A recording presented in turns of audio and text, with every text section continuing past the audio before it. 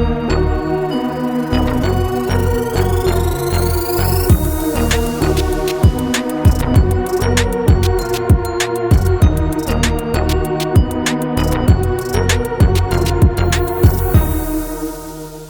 up, everybody? Welcome back to Voices from the Mausoleum, and welcome to another indie horror author interview with Nico Bell. She has a book that is coming out in June called Open House, and so we are going to get to know her a little bit better and talk about that release and things related to that book and her experiences as an indie author. First of all, thanks for making time to do this. I appreciate it. Yeah, thanks so much for having me. Yeah, of course. So you want to talk a little bit just about yourself and other projects and things before we jump into Open House? Yeah, absolutely. I'm Nico Bell. I am a horror and sci-fi author, editor, and book reviewer. I have a few different novellas out in the universe right now. Food Fright was my very first book that I published through Unnerving and their Rewind or Die series. Oh, nice. Yeah, I was so excited to be a part of that series. It's a lot of fun. Yeah. And then I had Beyond the Creek published by D&T Publishing in 2022. And I have edited and co-edited a couple of different horror anthologies.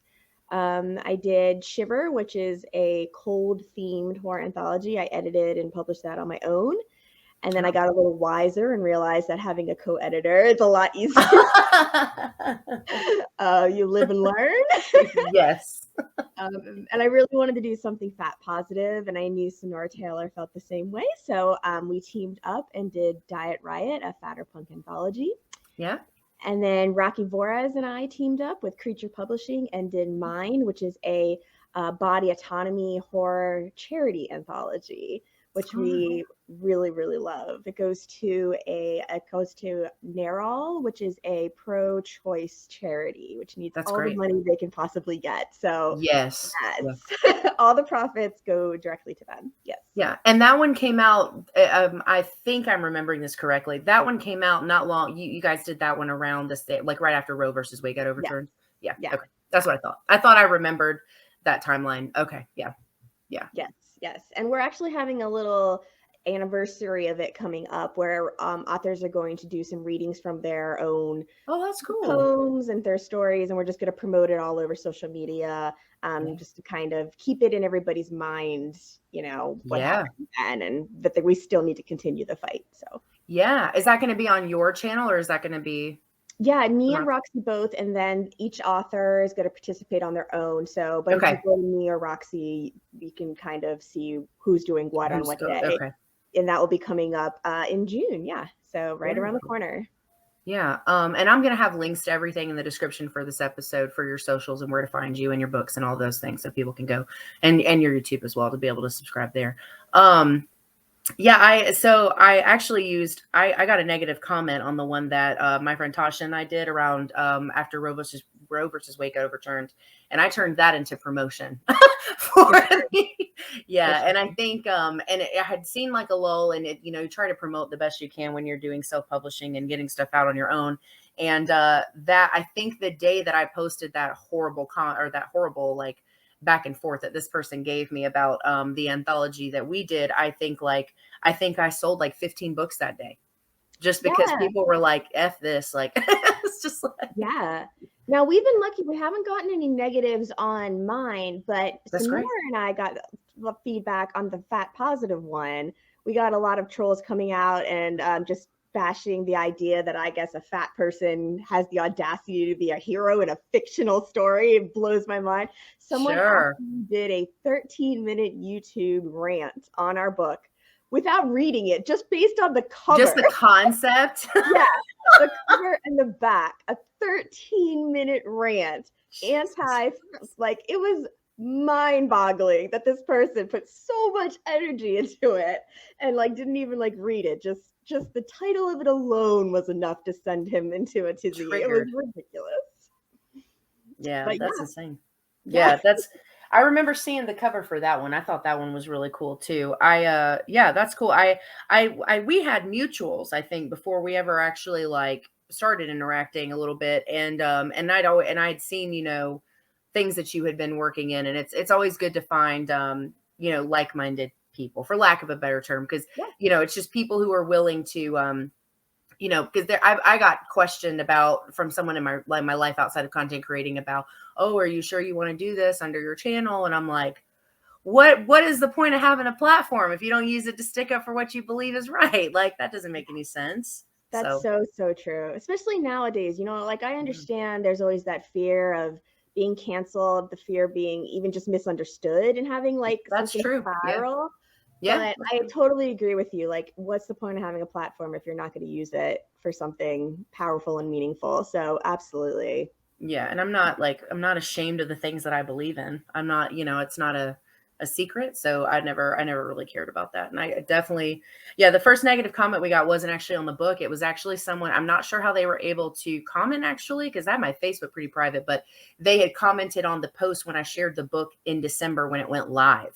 And they found it randomly and commented under it. And I was like, this is not how I wanted to start my day. And so I just replied, and then I screenshotted it and used it for promotion. So turn trolls into donations. Exactly.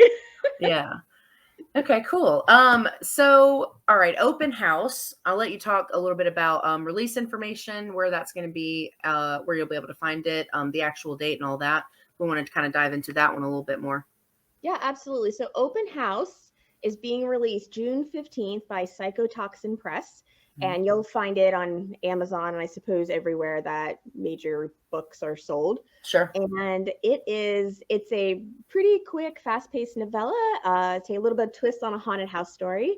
We have our protagonist named Caleb, who is an up-and-coming realtor, and he finally is getting his chance to sell this giant home where he's going to make this huge commission and finally be set, Yeah. And at the end of the open house, a mysterious woman shows up, and before he knows it, he's knocked out and locked in the home that he was meant to sell. And the only way he can get out is if he plays her twisted games. So, wow. It's one of those books that I wrote when I really was like just in the mood to escape reality and just have fun with horror. Yeah. And that's what it is. It's just a really fun, fast-paced haunted house story that hopefully people will enjoy, and it will entertain you, and it will spook you out a little bit. And a little break from reality for a couple of hours. Yeah, I'm actually like, I just I've read a few haunted house stories that have like just really stuck out to me in the last couple of years, and I'm always looking for more like that, like ones that kind of take that typical like trope of a haunted house and add something neat. So this sounds like something that'd be right up my alley. That sounds really cute. I'm excited. Oh, thanks. I hope you enjoy it. Yeah, I love haunted house stories. I love all the different ways that people have twisted them over the years. Yeah. And so, yeah, this is a really fun trope to work with for sure. Yeah. And I know you said this came about when you're trying to escape reality. Was there anything in particular, that this drew inspiration from, that you were just something was like, oh, this makes me want to write this, or this makes me think of this, like anything like that? The idea of a realtor is like a horror character always was something I wanted to do because I think it's so scary. Like, I have a friend who is a realtor, and she's, a woman realtor. And I've always been like, if you need anything when you're doing an open house, yeah, make sure people know where you are. Like, make sure, because like you're alone in a house that you're not familiar with, and people are walking in and out. Like, for me, that was always a setting of something That's terrible. True. Yeah. Yeah. It's always been in the back of my mind that I wanted to kind of play off of that. And so that's really where it started up, because that profession and being alone and in an isolated house, it always just kind of rang like a good setting for something scary. I mean, that's a really good point. And I'm trying to think of like if I've seen anything that's even close to that, but I haven't seen anything quite like that, even in like film, in the film side of it too, because there's a couple things that where they do like they do a housewarming and people show up that they're not supposed to be there and stuff like that, but I haven't like nothing's coming to mind that's like this. It sounds like that's really unique. That's really I think that's going to be good. I hope so. Yeah. I had a lot of fun writing it. So fingers crossed. Yeah. And this is, tell me the name of the publisher again. It's Psychotoxin Press. Okay. So they're kind of building their online portfolio right now. Okay. So you can see them on they have TikTok and Instagram. I think they do most of their work from, and they have a bunch of different books that are coming out over the next year. A lot of really amazing authors. So yeah, they're like a new up and coming. So you might want to give them just a little check and see what they've got going on. I know they do anthologies and novellas. So yeah, and I assume that means it's like an indie press, right? Like it's a little yeah, and that's like I feel like we can't really have enough of those. I think we need more, especially trustworthy ones. I think is probably the more important part of that. Yeah, because I hadn't heard of them until I had seen that when you did a post saying that you had done the contract for it. That was the first time I had heard of them. So yeah. I hope people will give them check them out. They have a lot of great things on the horizon that I probably shouldn't say out loud, but no, yeah, sure. They have a lot of great things on the horizon. I've seen some author whisperings going on. So yeah. And I love working with indies. I've only worked with indies so far, and I've always had really positive experiences with indie presses. Yeah. Oh, that's great. Yeah. Because you've done both of right, so you've done some self-publishing and stuff, and then you've also done and do you like doing the mix, or do you prefer to have just an indie press that you can trust to do it? I do really love working with a press, with an indie press.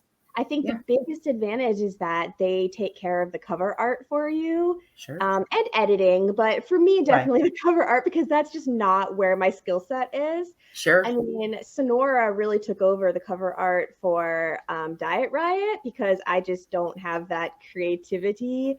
And when I I know what I'm not excelling at. Not really putting together an image. That's probably why Instagram is not my greatest social media platform. Yeah, mine either. I understand that. Yeah. But I remember when I did the cover art for Shiver, I forgot who I think I used Rooster Press. Don't quote me on that. But I remember writing to them and being like, look, I just want something creepy, and this is how much money I want to spend. Can you do something? Yeah. No problem. And they got it done. And I was like, beautiful, because that's all I gave them. And they did it for me. Because I just can't. So the major benefit presses, they take care of the cover art for me. But I really like working with them in general. They do the editing, and they help with marketing and things like that. And obviously they pay for the book to be published, which is right. I mean, huge perk. Yeah. I think that's pretty much what I have seen. I think some people tend to, they say they like the self-publishing side because there's a different level of control. But that is the biggest thing, is the fees associated with what it takes to get a book out in the world, and then the time and money and energy to put into marketing. Because I won't say all, because some people do either work part-time, or they're stay-at-homes, or there's different scenarios. But most of us are still working 9-to-5 jobs that completely inhibit the ability to just spend all of our time and effort on these projects that we love. So being able to create a relationship with people that we trust that can help us do that is really important. Oh yeah, for sure. And we have a great community, our little indie horror community. Yeah. I love it. So there's always somebody willing to help. That's true. And I've also noticed too, that whenever there is someone who is not super helpful, that doesn't last very long. The community was very quick to link arms and be like, absolutely not. And then, usually they go away and, we can go back to being, kumbaya and supporting each other and doing all of those things. So, which is great. Yeah, for sure. Yeah. So this comes out June 15th. It does. Yes. That's when it's scheduled. So I hope nothing happens. And sure. Yeah. When will you know what? So you do or don't know what any cover ideas? You don't know yet. When will you know? When it's released? I hope. I mean, in fairness, I know they've got a lot of things on their plate, yeah, sure. But hopefully sometime soon, hopefully before it's released. Yeah, I don't know, but I'm sure whatever they come up with would be 1,000 times better than whatever I could have come up with. So yeah, I've become I just started even going into getting a little more comfortable with the concept of writing and putting stuff out there. So it's scary. And like I've become, even though I'm just starting, I've become like a bit of like a cover hoarder.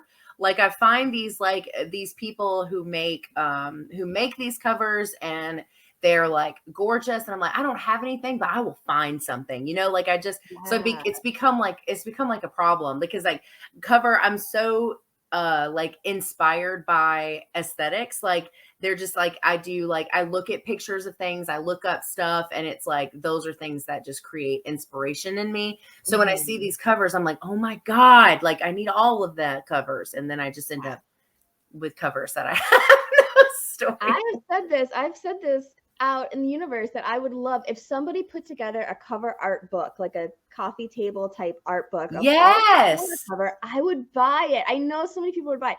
I'm sure it would cost so much money to make that happen, because 1,000%. Yeah. obviously, like, you want to pay the cover artist what they're worth, and that's hundreds and hundreds of dollars. So like you need a big investment to make it happen. But I would love, because I would do the same thing. Like I love looking at the cover art. I think horror has some of the best cover art of like God, I all genres. know. I would just sit and like look at it and just Yeah, I would do enjoy, the like, same for thing. sure. Yes. Yeah. I If do. somebody I has do like that. thousands Like, of dollars to do that yeah. lying That's a around. great idea though. Like I would do that too, because the couple of people that I follow that do covers, like I'll go down rabbit holes of just looking at the stuff they've already made, even if it already has like a home. Like it doesn't matter. I just want to look at it and oogle and ah, and like, and it's everybody's got such a unique style and a unique vision for what their interpretation of horror covers even look like, and it's some stunning stuff, seriously. Yeah.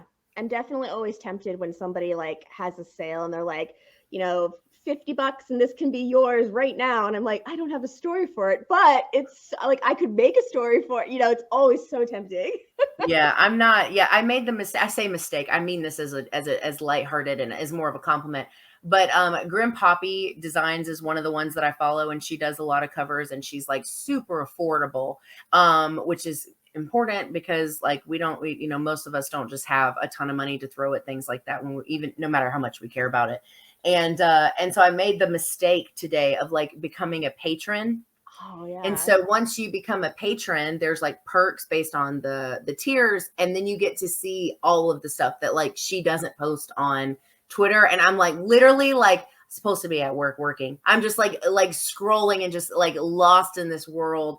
And I'm like, I had like, there was a specific theme of a couple of covers that I was like, I could write a trilogy, because they're so pretty. Yeah, yeah, Yeah, yeah. I love the artwork so much that the horror community puts out. Yeah. it's So if great. anybody ever put something together, anything, That'd be great. Yeah. I would absolutely buy it. I 1,000% would too. Yeah. Okay. So this is something I just started asking, because I'm always intrigued by the way people process when they're actually spending the time to write. Do you listen to music or watch anything when you write? I don't. I wish I could. Well, the second person that said that, I'm so shocked. I don't. I get so distracted if I'm listening Okay. to music, but I do listen to music before. Like it Okay. pumps me up. So, I get a lot of my ideas just like when I'm driving in the car and listening to music, Yeah. or when I have music on and I'm doing chores around the house and stuff. So Sure. I do kind of I do sort of have like pump up music. Yeah. With whatever style, I'm in the mood for or whatever. And then when it's time to like focus, I turn it off. So, Oh but I my. wish I could have it on all the time. It's so quiet. I Yeah. wish, but no, yeah. It's too distracting. Huh. Too distracting. Yeah. Yeah. What about you when you work? Are you listening to music? Yeah, I mean, even this just sounds crazy, but like even when I'm editing videos, which I know probably doesn't make any sense because I have to be able to hear the video, so it's never loud. Like I don't really listen Right. to super loud music anyway. But I definitely do. And then depending on the type of project I'm working on, there's usually I make playlists. That's something Mhm. I've gotten in the habit of doing.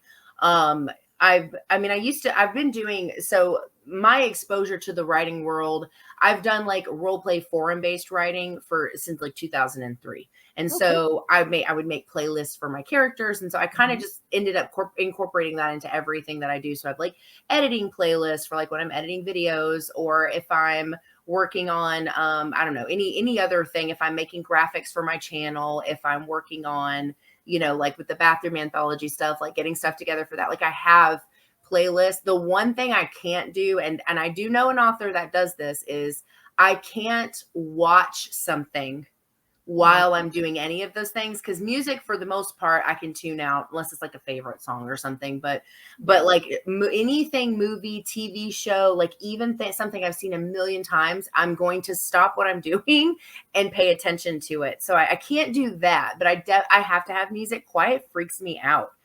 Yeah, it's not great. It's not ideal.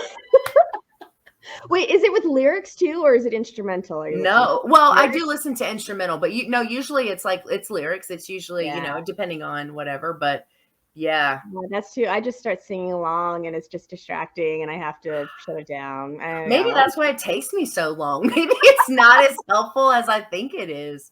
Yeah. I tried to train myself actually recently with like instrumental type. Like somebody had recommended 9 Inch Nails and they have like this, like, and so I had that on the back and there was like, and I'm like bopping along and I was like, no, Robin, what are you doing? It's hard. Yeah.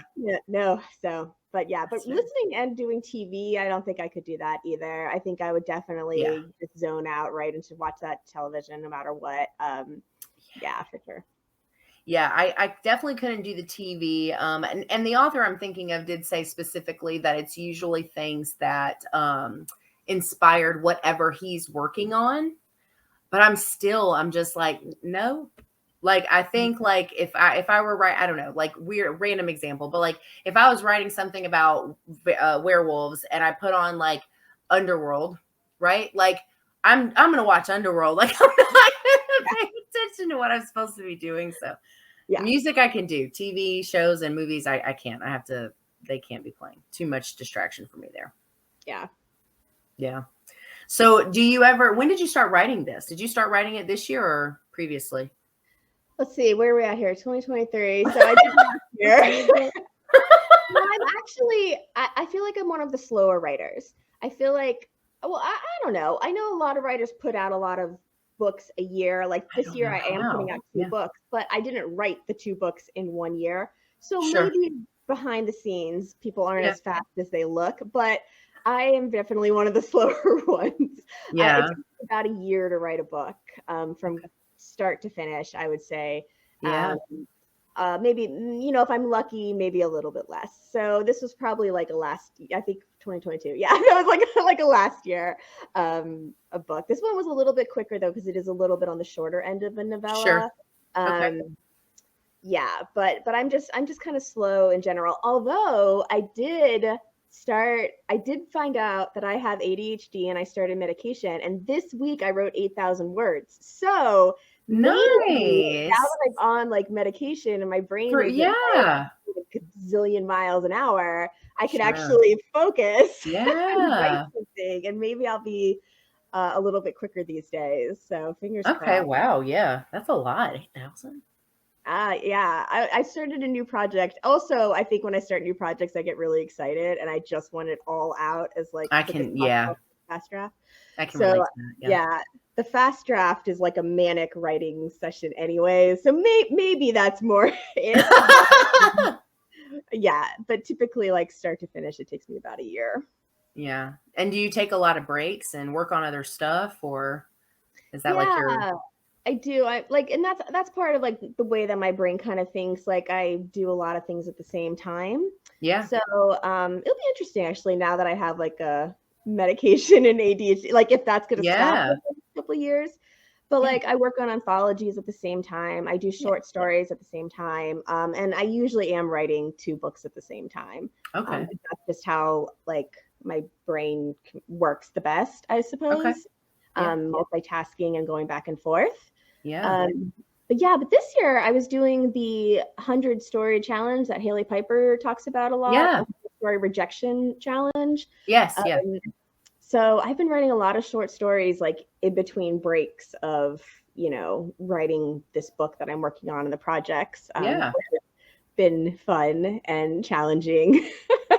The thing about that challenge is that you will get 100 rejections.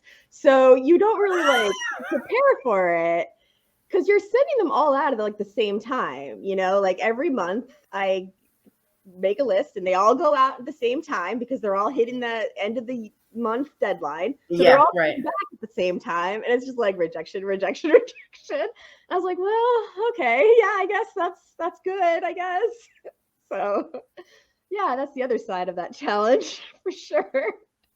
Does that end up affecting like the ability to sit down and work on the other stuff, you think?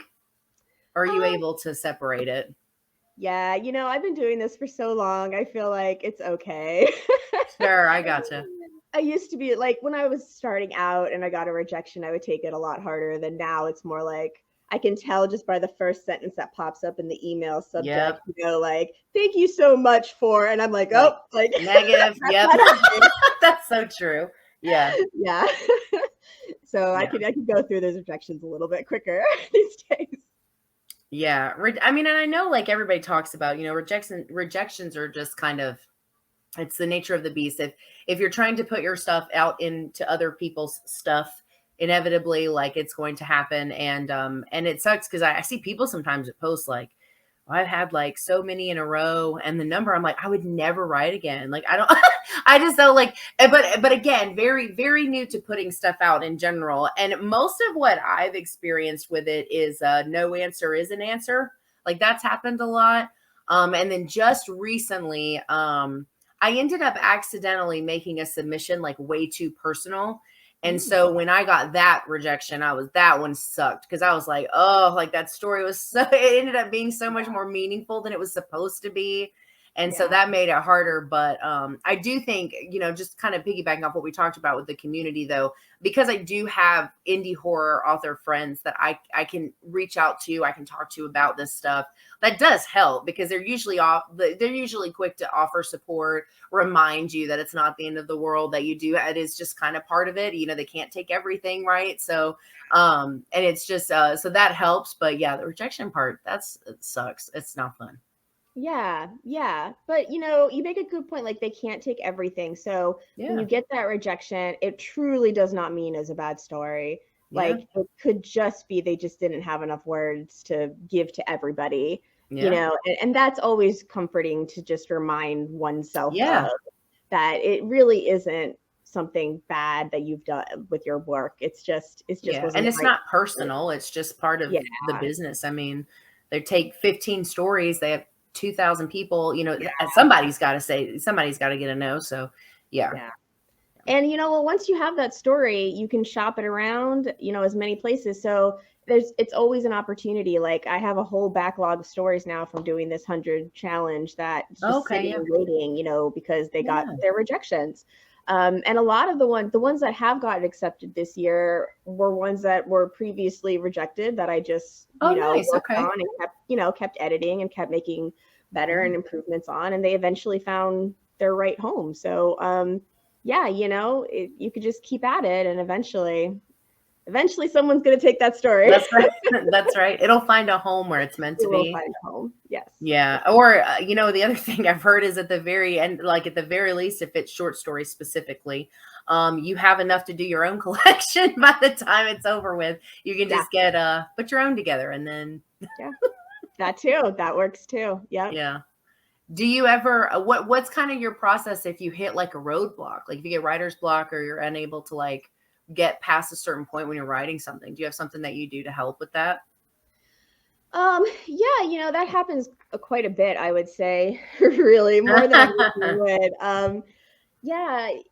Sometimes I reach out to the community if I'm like really stuck, and then they usually recommend, like music to listen to or movies to watch. And I do find that that's really helpful. Like if I'm really stuck and I put on a horror movie, it just kind of unclogs it. I don't know, like seeing a story play out, I don't know, sometimes it just helps me creatively. Or I do like to look at like Pinterest. I search surreal dark images or something. No, that makes sense. I like looking at surrealism, and so that helps me as well. Ultimately, it's just about like turning off that inner editor, because the reasons I get stuck are usually just self-doubt and being like, this is awful, you can't do this, you're never going to get published again, like, you're not where you want to be, and like all of these thoughts just like bombard.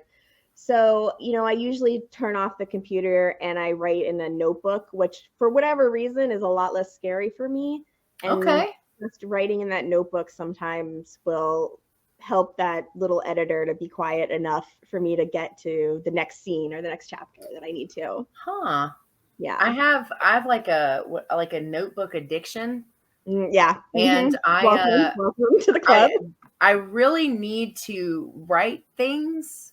But it's like that. There's memes. Like, this is absolutely a thing where you spend all this money and time and effort getting these like really beautiful, stunning or unique or weird notebooks, and then nothing is good enough to put in them. Yeah. So then you're just like, now I've got 100,000 notebooks and like I won't use them. Yeah. I definitely have that same thing. And you just kind of have to like go in and scribble on the first page or something, like just messy it up. Get it over with. Yeah. Rip off the Band-Aid. Yes. Yeah. For sure. Yeah. Are you doing anything to celebrate this coming out? Are you going to do something on your channel, or are you doing anything just to like when it on release day? Just promoting it. That makes sense.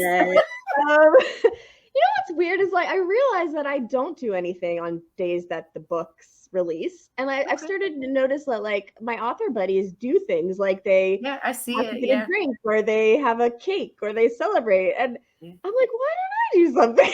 You should. I think I'm still kind of in awe that it's gotten done.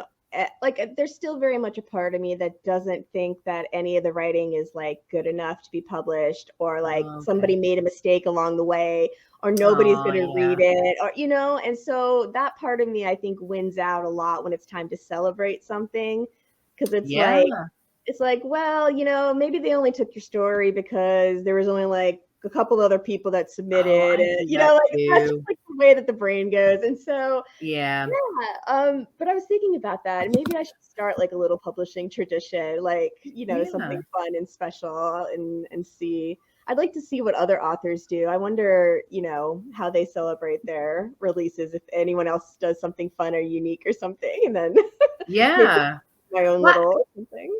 I think it's like, even if you do something simple, it's just like I have to be reminded all the time by the people in my life to celebrate myself, because I'm guilty of the same thing. It's like, I'm coming up really close to a 500 mark on YouTube, and I'm always telling myself that that's such an insignificant number. And then my best friend's like, you have worked your ass off to get to that number. Like, be happy, allow yourself. And I'm like, yeah, but there's people who I'm like, and I'm happy. Like, I think you can be happy and supportive of other people and still allow yourself to want things for yourself too, as long as you're not taking away from other people's success. I don't believe in doing that. But I think I'm so blown away with how successful so many people are. And I'm so excited to see them doing so well. And then it's like, that's when I start doing the mean brain thing, where I'm like, that's because you're not good enough. That's because you're, and it happens. And so like I have people in my life, my partner, my best, I got 400 when I reached 400 subs, but like my partner, my best friend, like when I got to 400 subs, like the next day I came in, my partner got me this really cute card and did cake pops from Starbucks, like little balloons. And it was like just this like reminder that like, if the people who love me and support me can be happy for me, then I should be in a better place with myself to allow myself to be happy for myself too, because it's really hard. It is really hard. And so I definitely feel that this year maybe I will. I'm going to do something. We should definitely be celebrating when we hit milestones. Why not, right? Yeah, exactly. Especially because like when you're talking about this one, even, and just in the beginning, we were talking about how much fun, or you were talking about how much fun you had writing this, like you can see the excitement, and it'd be, I think it'd be good for you to like, celebrate the moment. We all should. Everybody out there, everybody celebrating their successes, no matter what it is. No matter what it is, the next big success you have, whatever milestone it is, you got to celebrate. Yeah. Exactly. Yeah. It's hard. It's a hard thing to get into practice of when you're so used to beating yourself up. And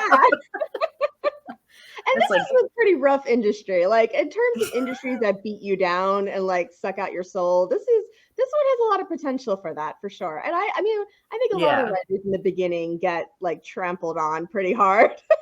I'm no exception. And so, like when it does happen, it's kind of like you're really excited, but then it's like, oh, it's not good enough. It's not good enough, Yeah. Or it's not gonna last. Does that ever Yeah. happen to you? Yeah. Yeah. Yeah. I don't look at like I had to make myself stop looking at numbers. Yeah. No matter what I'm thinking, no matter what I'm talking about, if it's a reel on Instagram, if it's a subscriber count, if it's views, if it's how many people bought the charity anthology, like I had to force myself. And then the first time I remember, I was glad that I had forced myself to do that, because the first time I ever got the I forget what they officially call it, essentially the deposit from Ingram Spark to the Ford livestock, when I was finally able to get something for it. Right. And so I could do my first charity donation. It was like, I'm so glad that I wasn't like checking, because that was such a good feeling. And then I was able to tell, post about it and tell people like we finally, were able to get I forget what their percentages, but once you get to a certain point and they send you the funds, then I was able to make my first donation. And like those moments were much sweeter when I learned to just not be so hard on myself beforehand. Yeah. Yeah. It's definitely a journey to get there.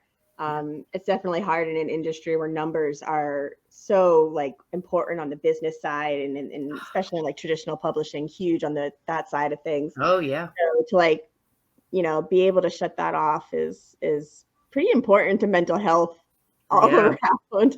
You can really get sucked up in all of that. So yeah, for sure. Yeah. Well, cool. June 15th. Mm-hmm. And this is going to be ebook, paperback? I believe so. It will probably have a cover on it. Fingers crossed. I'm sure it's going to be great. It's going to be great. Yeah, I'm sure too. Yeah. Yeah. So once again, I'm going to have all of Nico's information in the description for this episode, so you can keep up and see when get the reminders about the book when it comes out. I was going to ask this, did you do beta reading or anything for this, or did you? Not everybody does it. I'm just curious. I didn't. I don't really like do beta reading. I do like critique partners sometimes and things like that. Okay, I like that. Yeah. I've had critique groups in the past, and I'm working on getting another one. So that's what I do. This one was such a solitary project. Okay. I think that's one of the reasons why like I was so nervous about like submitting it places, because like I don't think anyone's read it. I was trying to think like I don't think anyone had read it. Yeah, this one's this one, it just kind of like happened. I think with everyone's just so busy doing their projects, and there's a lot going on, so it just sort of happened that way, that and I was doing a lot of anthology stuff at the time, so this one I did not get a beta. But yeah, I recommend for people if they do that.